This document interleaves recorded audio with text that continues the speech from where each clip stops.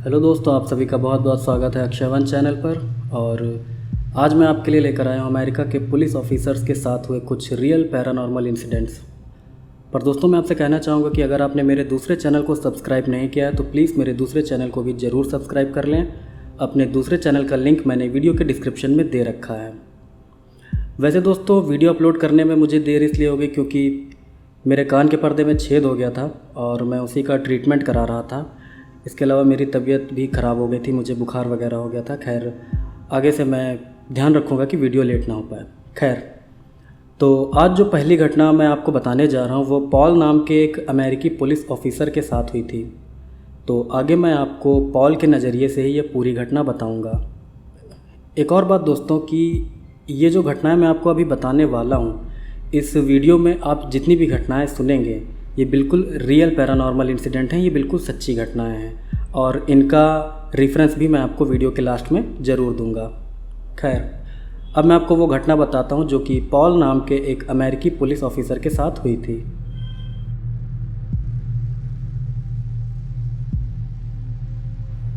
मेरा नाम पॉल है। मैं अमेरिका के लुइसियाना राज्य के पुलिस डिपार्टमेंट में पुलिस ऑफिसर की जॉब करता हूँ।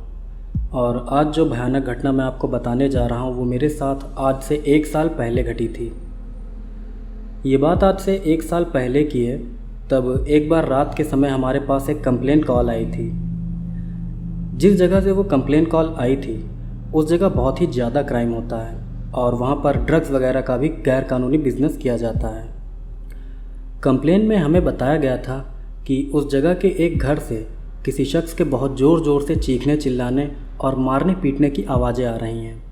फिर जब मैं अपने एक साथी ऑफिसर के साथ उस जगह पहुंचा तो मैंने देखा कि उस घर में रहने वाले 7 लोग घर के बाहर बैठे हुए थे। कंप्लेंट कॉल भी उन्हीं में से एक शख्स ने की थी। तो जब हमने उन लोगों से पूछा कि आप लोग बाहर क्यों बैठे हो, तब उन्होंने जवाब दिया कि हम अपनी आत्मा की रक्षा के लिए भगवान से प्रार्थना कर रहे हैं। उन लोगों की ये बात हमें बहुत अजीब लगी। फिर हमने उनसे पूछा कि आखिर आपके कहने का मतलब क्या है। तब उन्होंने बताया कि उनके परिवार के एक शख्स के ऊपर कई सारी आत्माएं आ गई हैं। उन लोगों की ये बात सुनकर हम समझ गए कि पक्का उस शख्स ने ड्रग्स लिया होगा और ड्रग्स के नशे में वो उल्टी सीधी हरकतें कर रहा होगा, क्योंकि उस जगह पर ड्रग्स का नशा करने वाले बहुत से नशेड़ी रहते हैं। फिर जब मैं और मेरा साथी ऑफिसर उस घर में जाने लगे जहाँ से किसी शख्स के चिल्लाने की आवाज़ आ रही थी, तो हमें उस घर के बाहर से ही कई लोगों की आवाज़ सुनाई देने लगी। ये बात मुझे बहुत अजीब लगी क्योंकि हमें बताया गया था कि इस समय उस घर में सिर्फ एक ही शख्स मौजूद है, लेकिन हमें जो आवाज़ें सुनाई दे रही थीं वो कई सारे लोगों की थी।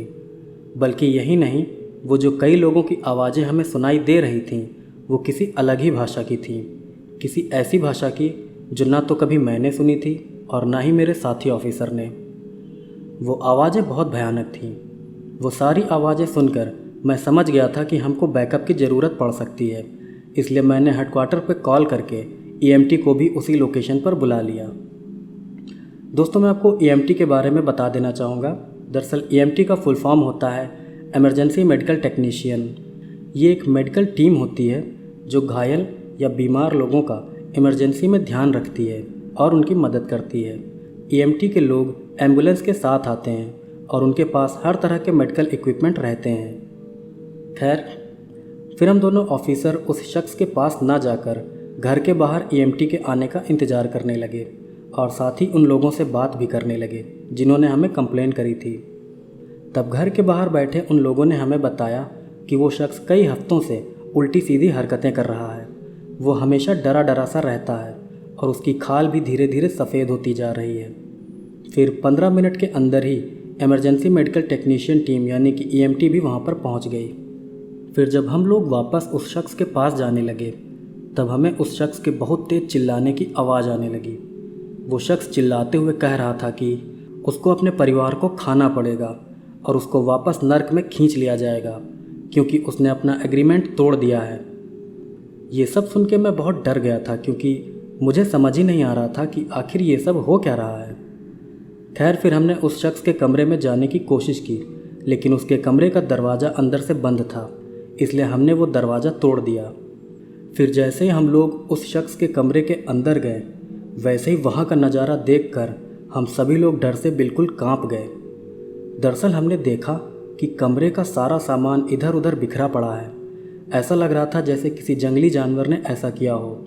साथ ही उस कमरे में हर तरफ खून ही खून फैला हुआ था। वो नज़ारा बहुत ही ज़्यादा भयानक था। फिर हमने देखा कि वो शख्स उस कमरे के एक कोने में बैठा किसी अजीब भाषा में कुछ बड़बड़ा रहा था। फिर मैं और मेरा साथी ऑफिसर ईएमटी के लोगों के साथ उस शख्स के पास पहुँचे ताकि हम उस शख्स की मदद कर सकें। फिर जब हमने उस शख्स को आवाज़ लगाई तब वो किसी जानवर की तरह सर उठाकर हमारी तरफ देखने लगा।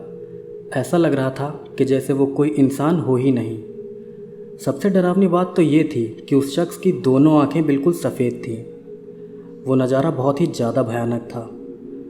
उस शख्स की ऐसी हालत देखकर मैंने और मेरे साथी ऑफिसर ने अपना एक हाथ अपनी गन पर रख लिया था ताकि अगर ज़रूरत पड़ी तो हम उस शख्स पर गोली चलाने से भी नहीं चूकेंगे। फिर हमारे साथ आए ईएमटी के मेंबर ने उस शख्स से पूछा कि हेलो, आपको कैसा महसूस हो रहा है?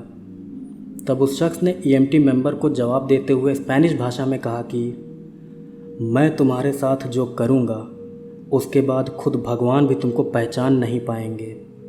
इतना बोलकर वो शख्स एकदम से खड़ा हो गया। उस शख्स की छाती पर नाखून के खरोंचों के बहुत से निशान थे जिनसे बहुत खून निकल रहा था। फिर उस शख्स ने ईएमटी मेंबर के गले में पड़े जीसस क्राइस्ट के लॉकेट को देखकर कहा कि ये लॉकेट तुम्हें मुझसे बचा नहीं पाएगा। इतना बोलकर उस शख्स ने ईएमटी टीम के मेंबर पर हमला कर दिया। ये देखकर हम सब लोग उसको पकड़ने की कोशिश करने लगे। हम 6 लोग मिलकर उस एक इंसान को संभालने की कोशिश कर रहे थे, लेकिन आप यकीन नहीं करेंगे, वो शख्स अकेले ही हम सब पे भारी पड़ रहा था। वो किसी जंगली जानवर की तरह हमसे लड़ रहा था। वो इतना ज़्यादा ताकतवर था कि एक धक्के से ही हमें बहुत दूर फेंक दे रहा था और साथ ही वो किसी जानवर की तरह बहुत तेज़ चिल्ला रहा था। फिर बहुत ही मुश्किल से हम सब ने मिलकर उस शख्स को कंट्रोल किया। फिर जब ईएमटी टीम के मेंबर उस शख्स को बेहोश करने के लिए बेहोशी का इंजेक्शन तैयार कर रहे थे, तब मेरे साथ वाले पुलिस ऑफिसर ने उस शख्स की आंखों में देखा। उसकी आंखों में देखकर वो ऑफिसर इतना ज़्यादा डर गया था कि वो एक झटके से पीछे हट गया और डर से रोने लगा।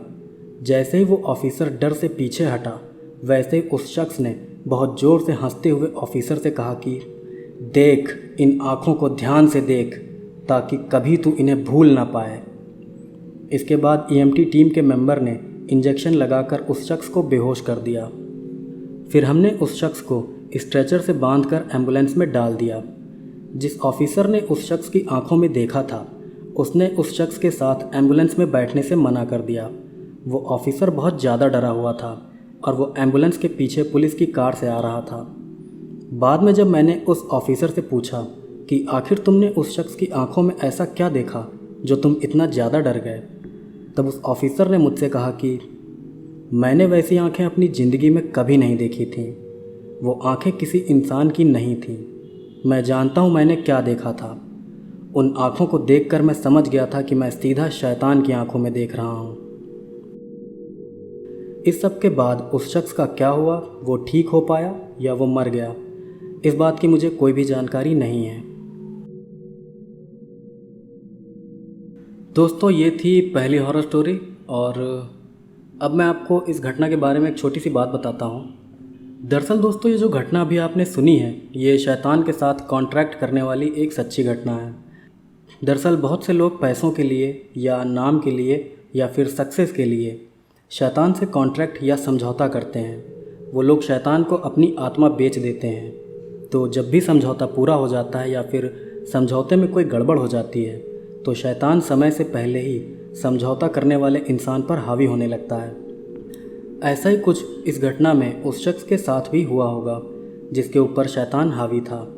एक और बात मैं आप लोगों को बताना चाहूँगा कि इस तरह शैतान को अपनी आत्मा बेचने का काम इल्यूमिनाटी ग्रुप के मेंबर्स भी करते हैं। तो ये थी पहली रियल हॉरर स्टोरी और अब मैं आपको सुनाता हूँ एक और बिल्कुल रियल हॉरर स्टोरी। अब जो स्टोरी मैं आपको सुनाने जा रहा हूँ वो मार्टिन नाम के एक शख्स के साथ हुई बिल्कुल सच्ची घटना है। तो आगे मैं आपको ये पूरी घटना उसी शख्स के नज़रिए से बताऊँगा। मेरा नाम मार्टिन है। मैं अमेरिका के ओरेगॉन राज्य में रहता हूँ और मैं एक पुलिस ऑफिसर की जॉब करता हूँ। आज मैं आपको मेरे साथ हुआ एक ऐसा भयानक हादसा बताने जा रहा हूँ जिसने मुझे अंदर तक हिला के रख दिया था। तो बात यह है कि हमारे कस्बे में एक बूढ़ा आदमी अपने विक्टोरियन स्टाइल घर में रहता था। आप स्क्रीन पर देख सकते हैं कि एक विक्टोरियन स्टाइल घर दिखने में कैसा होता है। तो वो आदमी उस घर में तब से रह रहा था जब से वो सिर्फ 2 साल का था। बहुत से लोगों का मानना था कि वो बूढ़ा आदमी और उसका वो घर एक ही बन चुके थे। बीतते समय के साथ वो आदमी और उसका घर एक जैसे दिखने भी लगे थे। दोनों साथ में बूढ़े भी होते जा रहे थे। वो आदमी उस घर में बहुत लंबे समय से रह रहा था। उस आदमी ने अपने सामने कस्बे में बहुत कुछ बदलते भी देखा था। वो बूढ़ा आदमी काफ़ी अच्छा इंसान था और कस्बे के लोग उसकी बहुत इज्जत भी करते थे। तो एक बार की बात है, उस बूढ़े आदमी की तबीयत कुछ दिनों से ख़राब चल रही थी। तो जब उसने अपनी जांच कराई तब पता चला कि उस आदमी को टर्मिनल कोलोन कैंसर है। डॉक्टर ने उसको बताया कि उसके पास सिर्फ 6 महीने हैं, इसके बाद उसकी मौत हो जाएगी। अपनी मौत नज़दीक देखकर वो आदमी सबसे बहुत प्यार से मिलने लगा। वो आदमी सबकी मदद करता था और सभी को धन्यवाद बोला करता था। फिर एक दिन उस बूढ़े आदमी के पड़ोसी ने पुलिस हेडक्वार्टर में कॉल करके हमें बताया कि वो बूढ़ा आदमी कई दिनों से अपने घर से बाहर नहीं निकला है। फिर मैं अपने एक साथी ऑफिसर के साथ उस बूढ़े आदमी के घर पहुंच गया। हमें वहां देखकर उस आदमी के आस पड़ोस के लोग समझ गए कि उस बूढ़े आदमी की मौत हो चुकी है। उस बूढ़े आदमी की मौत पर खुद मुझे भी बहुत ज़्यादा दुख हुआ था, क्योंकि वो एक अच्छा इंसान था। फिर मैं अपने साथी ऑफिसर के साथ उस आदमी के घर के अंदर जाने लगा। पता नहीं कैसे उस आदमी के घर का दरवाज़ा खुला हुआ था। उस घर के अंदर जाते ही हमें सबसे पहले दीवार पर हिरन का एक सर दिखाई दिया, जो कि उस घर की एक दीवार पर टंगा हुआ था। वो किसी असली हिरन का सर नहीं था, बल्कि वो सजावट के लिए लगाए जाने वाला हिरन का सर था। वो हिरन का सर नकली था, लेकिन पता नहीं क्यों मुझे ऐसा महसूस हो रहा था कि जैसे वो हिरन मुझ पर और मेरे साथी ऑफिसर पर नज़र रखे हुए है। फिर मैं और मेरा साथी ऑफिसर उस आदमी के घर के दूसरे फ्लोर पर बने बेडरूम में चले गए। उसी बेडरूम में उस बूढ़े आदमी की लाश भी पड़ी हुई थी। जब हम उस बूढ़े आदमी के बेडरूम में गए तब हमने देखा कि उसका बेडरूम बिल्कुल साफ़ सुथरा है। ऐसा लग रहा था कि जैसे वो आदमी जानता था कि वो मरने वाला है और इसीलिए मरने से पहले उसने अपने घर की बहुत ही अच्छे से साफ़ सफाई भी कर दी थी। फिर हमने उस बूढ़े आदमी की लाश को ले जाने के लिए एम्बुलेंस और पैरामेडिक्स को भी वहीं पर बुला लिया। पैरामेडिक्स उन्हें कहा जाता है जो एम्बुलेंस के साथ आते हैं और बीमार इंसान का ध्यान रखते हैं या डेड बॉडी को हॉस्पिटल तक पहुंचाते हैं। तो उस समय सिर्फ एक ही पैरामेडिक्स एम्बुलेंस के साथ आ सकता था, क्योंकि बाकी के सभी पैरामेडिक्स दूसरी जगहों पर काम में बिजी थे।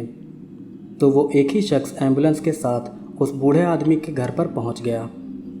एम्बुलेंस के साथ आए उस पैरामेडिक्स ने मेरे साथ वाले ऑफिसर से मदद मांगते हुए कहा कि ऑफिसर, क्या आप इस डेड बॉडी को बॉडी बैग में डालने में मेरी मदद कर सकते हैं? दरअसल बॉडी बैग उसे कहते हैं जिसमें लाशों को रखा जाता है। बॉडी बैग बहुत ही मजबूत प्लास्टिक का बना एक बड़ा सा बैग या बोरे जैसा होता है जिसमें चैन लगी रहती है। बॉडी बैग में लाशों को रखकर चैन बंद कर दी जाती है और फिर उनको घटनास्थल से हॉस्पिटल तक पहुंचाया जाता है। खैर, फिर उस पैरामेडिक्स की बात पर मेरे साथी ऑफिसर ने उस बूढ़े आदमी की लाश को बॉडी बैग में डलवा दिया और फिर वो दोनों उस बूढ़े आदमी की लाश को एम्बुलेंस तक लेकर जाने लगे और फिर यहीं से चीज़ें अजीब होना शुरू हो गई। दरअसल जैसे ही मेरा साथी ऑफिसर और वो पैरामेडिक उस बूढ़े आदमी की लाश को लेकर उस घर के मेन हॉल में पहुँचे, वैसे ही हमने देखा कि सजावट के लिए दीवार पर लगा हिरन का वो सर अब उल्टा हो गया था। उसको देखने से लग रहा था कि जैसे किसी ने उस सर को उल्टा कर दिया हो। बल्कि सिर्फ यही नहीं, हिरन के उस सर के ऊपर लाल पेंट से लिखा हुआ था आसुआ। ये देखकर हम तीनों लोग बहुत ज़्यादा डर गए थे। मेरा साथी ऑफिसर फिनलैंड से है और उसको फिनिश भाषा आती है। उसने हमको बताया कि आसुआ का मतलब होता है मत जाओ या फिर रुक जाओ।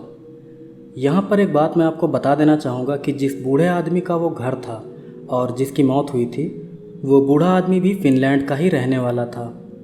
फिर मैं उस हिरन के सर पर लिखे आसुआ को पास से देखने लगा और जब मैंने उस लाल पेंट को छू कर देखा तब मुझे पता चला कि वो कोई लाल पेंट नहीं है, बल्कि वो किसी का खून है, ताज़ा खून। वो खून वहाँ पर कैसे आया और किसने उस खून से आसुआ लिखा, यह हमारी समझ में नहीं आ रहा था। फिर हमने सोचा कि हमें जल्दी से जल्दी इस आदमी की लाश को एम्बुलेंस में डाल देना चाहिए। यही सोचकर मैं तेज़ी से भागता हुआ एम्बुलेंस के पास गया और एम्बुलेंस के पिछले दरवाजे को खोल दिया ताकि जल्दी से उस आदमी की लाश को एम्बुलेंस में डाला जा सके। लेकिन जैसे ही मैंने एम्बुलेंस के दरवाजे को खोला, वैसे ही एम्बुलेंस की सारी लाइट्स अपने आप जलने और बुझने लगी। ये देखकर वहाँ खड़े आसपास के लोग भी डर के मारे उस एम्बुलेंस से दूर हट गए। फिर जैसे ही मेरा साथी ऑफिसर और पैरामेडिक उस बूढ़े आदमी की लाश को लेकर उसके घर के बाहर निकले, वैसे उस घर की सारी खिड़कियाँ एक झटके से अपने आप खुल गईं। ये सब बहुत ही हैरान कर देने वाला था।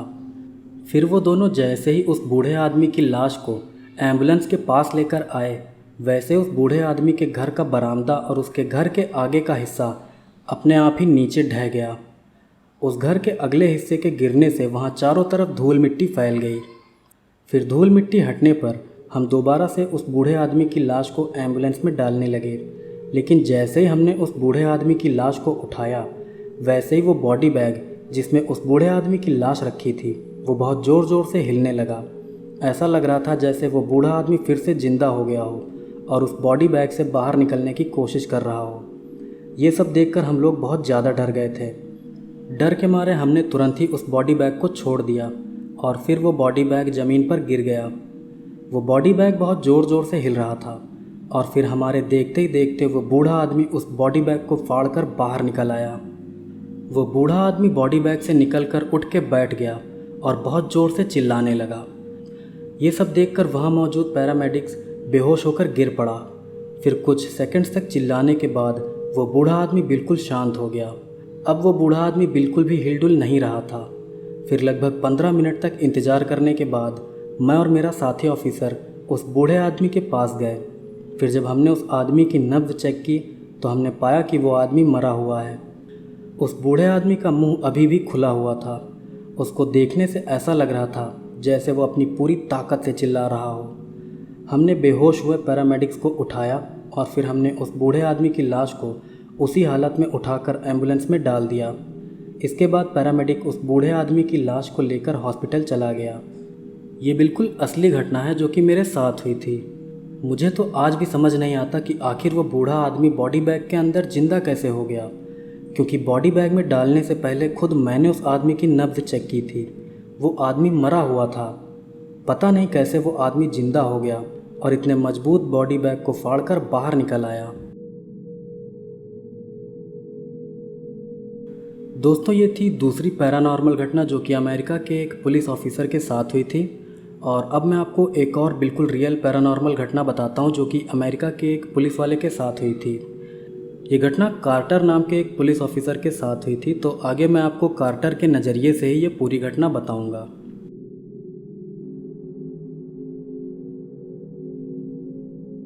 मेरा नाम कार्टर है। मैं अमेरिका के व्योमिंग राज्य के एक छोटे से कस्बे में पुलिस ऑफिसर हूँ। मेरे कस्बे में चारों तरफ पहाड़ और घने जंगल हैं। सबसे नज़दीकी शहर भी यहाँ से 80 किलोमीटर दूर है। कहने का मतलब ये है कि मेरा कस्बा शहर से काफ़ी दूर पड़ता है और इसलिए यहाँ पर क्राइम भी बहुत कम होते हैं। खैर, ये थी मेरे कस्बे की डिटेल और अब मैं आपको बताता हूँ एक बहुत ही अजीब और डरावनी घटना जो कि मेरे साथ ऑन ड्यूटी हुई थी। तो ये बात आज से 2 साल पहले की है। तब एक बार रात को 10 बजे पुलिस हेडक्वार्टर में एक शख्स ने कंप्लेंट कॉल की। उस शख्स ने बताया था कि उसके घर के पास वाले जंगल से किसी औरत के बहुत ज़ोर ज़ोर से चीखने चिल्लाने की आवाज़ें आ रही हैं। फिर मैं एक और ऑफिसर को अपने साथ लेकर आधे घंटे में ही उस शख्स के पास पहुंच गया। लोकेशन पर पहुंचकर मैं कंप्लेन करने वाले शख्स से बात करने लगा। मैं उस शख्स से पूछ रहा था कि उसको वो आवाज़ जंगल के किस हिस्से से आ रही है और कितने समय से उसको ये आवाज़ें सुनाई दे रही हैं। मैं उस शख्स से यही सब बातें कर ही रहा था कि तभी अचानक से हमें जंगल के अंदर से किसी औरत के दर्द से बहुत ही तेज़ चिल्लाने की आवाज़ आई। वो आवाज़ ऐसी थी कि जैसे कोई उस औरत को जिंदा ही खा रहा हो।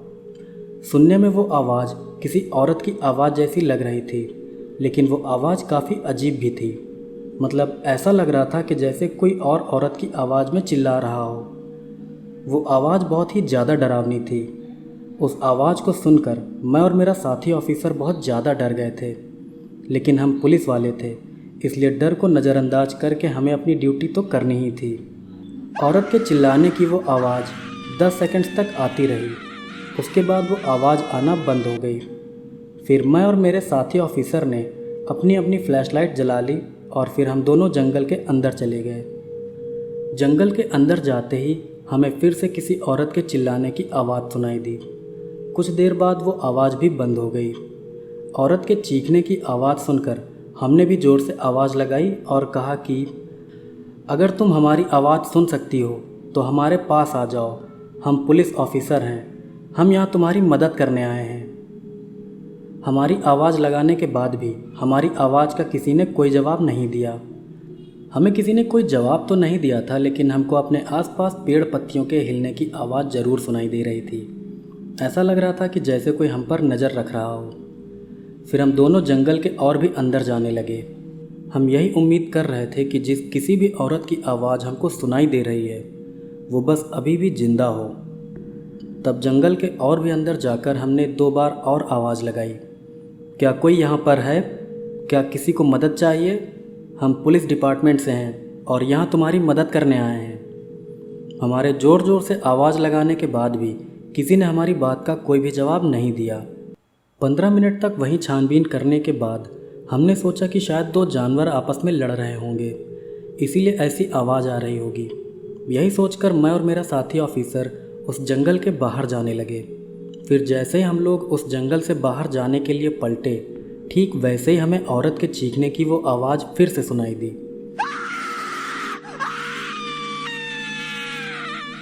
लेकिन अब की बार वो आवाज़ हमें उस तरफ से सुनाई दी थी जिस तरफ से हम लोग जंगल के अंदर आए थे। उस आवाज़ को सुनकर हम दोनों बहुत डर गए थे, लेकिन कुछ देर रुकने के बाद हम लोग फिर से जंगल से बाहर की तरफ जाने लगे। तब जैसे ही हमने दोबारा चलना शुरू किया, वैसे ही हमें औरत के चीखने की आवाज़ फिर से सुनाई दी। अब की बार वो आवाज़ हमारे बिल्कुल बगल से आई थी। ऐसा लग रहा था कि जैसे वो औरत हमसे बस कुछ फीट की दूरी पर हो। फिर हमने तुरंत ही उस तरफ फ्लैशलाइट दिखाई जिस तरफ से हमें आवाज़ सुनाई दी थी, लेकिन हैरानी की बात थी कि उस तरफ हमें कोई भी दिखाई नहीं दिया। यहाँ तक कि हमें वहाँ पर कोई भागता हुआ भी दिखाई नहीं दिया और ना ही हमें कोई हलचल महसूस हुई। तभी उस जंगल में अचानक से बहुत सन्नाटा फैल गया। उस आवाज़ को सुनकर हम दोनों बहुत डर गए थे। फिर हम दोनों बहुत तेज़ी से उस जंगल से बाहर निकलने लगे, लेकिन तभी हमें दोबारा से औरत के चीखने की वो आवाज़ सुनाई दी। पर अब की बार वो आवाज़ हमारे कान के बिल्कुल पीछे से आई थी। ऐसा लग रहा था जैसे कोई हमारे कान के बिल्कुल पास आकर चिल्ला रहा हो। अब की बार वो आवाज़ भी बहुत तेज़ थी, इतनी तेज़ कि ऐसा लग रहा था कि जैसे उस आवाज़ से हमारे कान के पर्दे ही फट जाएंगे। अब की बार मैं और मेरा साथी ऑफिसर बहुत ज़्यादा डर गए थे। फिर हमने तुरंत ही अपनी गन निकाल ली। हम उस आवाज़ के सोर्स का पता लगाने के लिए इधर उधर देखने लगे, लेकिन हमें अपने आसपास कोई भी नज़र नहीं आया। फिर हम दोनों बहुत तेज़ी से भागते हुए जंगल से बाहर निकल गए। इसके बाद हम लोग कंप्लेन करने वाले शख्स के पास गए और हमने उससे कहा कि हमें जंगल में कोई नहीं मिला है और हमने अपनी जांच पूरी कर ली है, अब हम वापस जा रहे हैं। अगर आपको कोई और परेशानी हो तो पुलिस हेडक्वार्टर में कंप्लेन कर दीजिएगा। इतना बोलकर हम लोग वापस पुलिस हेडक्वार्टर लौट गए। जंगल में औरत की आवाज़ में चिल्लाने वाली वो जो भी चीज़ थी, उसने हमें इतना ज़्यादा डरा दिया था कि हमने सोच लिया था कि अब कभी भी हम दोबारा उस जंगल में लौटकर नहीं जाएंगे।